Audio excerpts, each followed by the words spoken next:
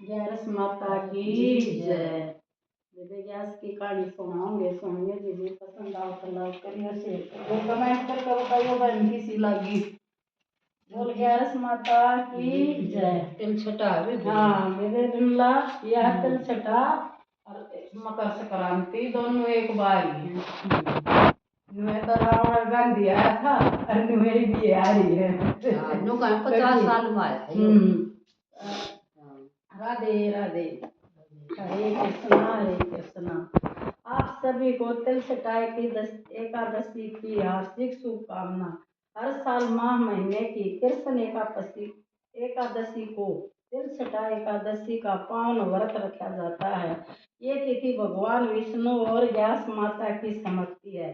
तिल का दान, तिल का सेवन, तिल का सतान, तिल का उपवन और तिल का मन और जल तिल गिर के ही स्नान करना, ये बहुत बढ़िया है। इसमें सब व्यक्ति के सारे दुख 6 बार ये सारे दुख दूर हो जाएंगे। इसे 6 प्रकार से तिल का प्रयोग किया जाता है। इस गैस का नाम तिल छठा एकादशी पड़ा है। 2026 में इस गैस को कब रखा जाता है, व्रत कैसे किया जाए, तुलसी पत्ते कब तोड़ने चाहिए, इस प्रकार व्रत विधि योग भी रखा जाता है। तो इसका महत्व मैं आपको सुनाती हूँ। तो दीदी इसकी कहानी का है, इसकी कहानी जरूर कहनी चाहिए। तो यार इसकी कहानी है तिल छठा एकादशी।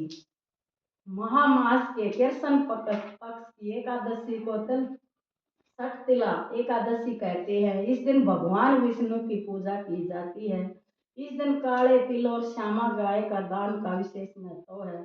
शरीर पर तेल की मालिश, तिल जल से स्नान, तिल जलपान तथा तिलों के पकवान की इस दिन विशेष महत्ता है। विधि पूर्वक ये व्रत करने वाले को रोग से मुक्ति मिलती है और सुखों में वृद्धि होती है। एक समय लास्य ऋषि के महर्षि पुष्कर ने पूछा, हे महाराज, मृत्यु लोक में मनुष्य ब्रह्म हत्या आदि अनेक महापाप करते हैं। पराये धन की चोरी और दूसरों की उन्नति को देकर ईर्ष्या करते हैं। अब जिसके पास बड़ा धन हो ना, तो दूसरे तक देख कर जड़ा है तथा अनेक प्रकार से व्यंजों में फंसे रहते हैं, फिर भी उन्हें नरक प्राप्ति नहीं होती। इसका कारण क्या है? न जाने वे कौन सा दान अथवा पुण्य करते हैं। अब कितने तो वे काम कर ले, चोरी भी कर ले है, दूसरे के धन न देख कर जड़ भी ले है, और जब भी उन्नत नरक में ना जानते वे स्वर्ग में क्यों कर जावा है? तैਨੂੰ पूछा है। इसके पाप नष्ट हो जाते थे, सब कार्य पूर्ण करिए। उस पर ऋषि कहने लगे, हे राजन, आपने अत्यंत सुंदर प्रश्न पूछा। इसमें संसार के जीवों का कल्याण होगा। ब्रह्मा विष्णु रुद्र तथा इंद्र आदि भी इस गुप्त भेष को नहीं जानते, परंतु संसार के भले के लिए मैं आपको सुनाता हूँ। महामास के लगते ही स्नान आदि से शुद्ध हो, इंद्रियों को वश में करके काम, क्रोध, लोभ, मोह, अहंकार, ईर्ष्या, अभिमान आदि त्याग कर भगवान का स्मरण करना चाहिए।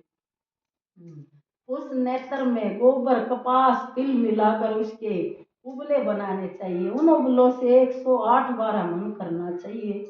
उस दिन मूल नक्षत्र हो तो 7 एकादशी तिथि भी हो और उसे भी श्रेष्ठ है।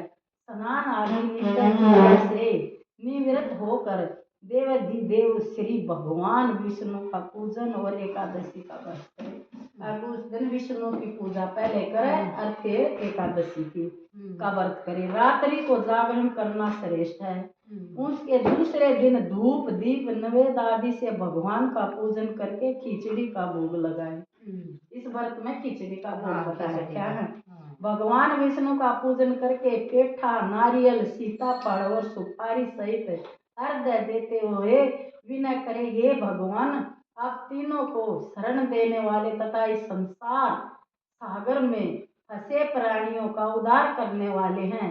हे पुंडरीकाक्ष, आप लक्ष्मी सहित इस कुत्त अधर्ह को स्वीकार करें। इसके पश्चात जल से भरा हुआ घड़ा ब्राह्मण को दान करें।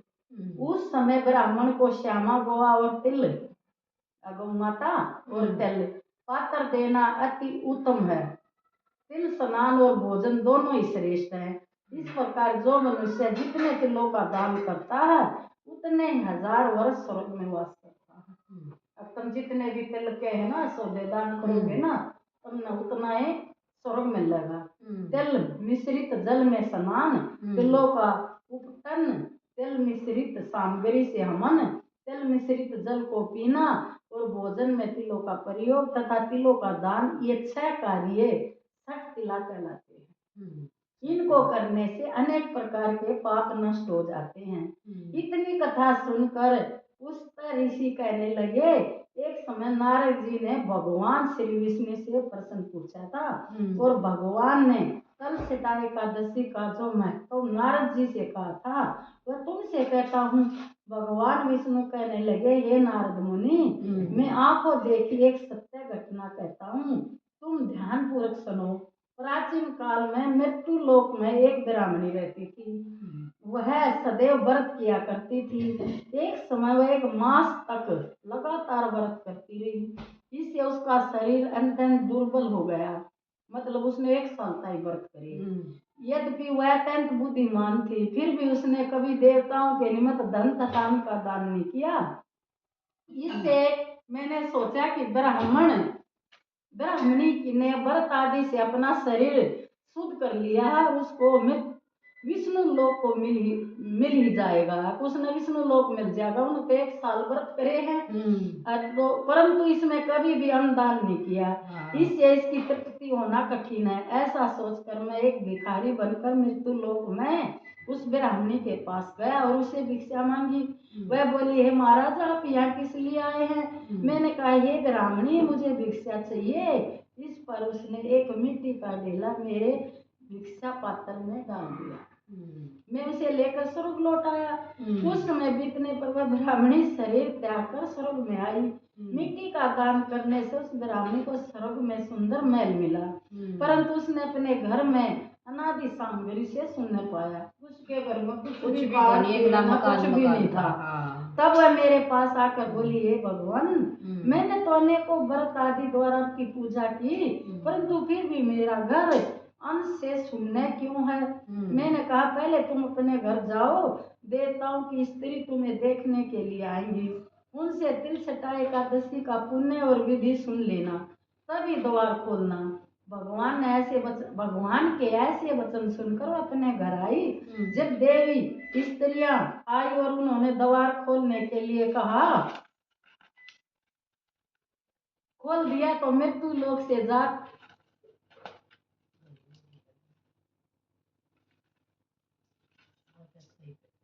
तो ब्राह्मणी बोली, आप मुझे देखने के लिए आई है तो सबसे पहले तल छठा एकादशी का महत्व कहिए।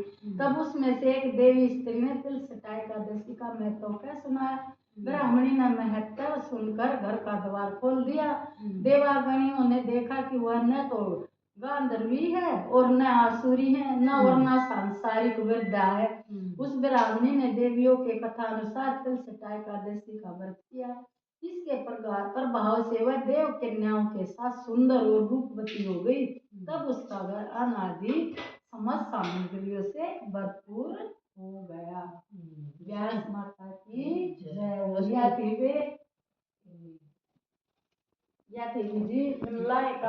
दसी तिल छठा और बहनों इसने सब करियो, बहुत अच्छी कथा है। बहुत पुण्य मिले।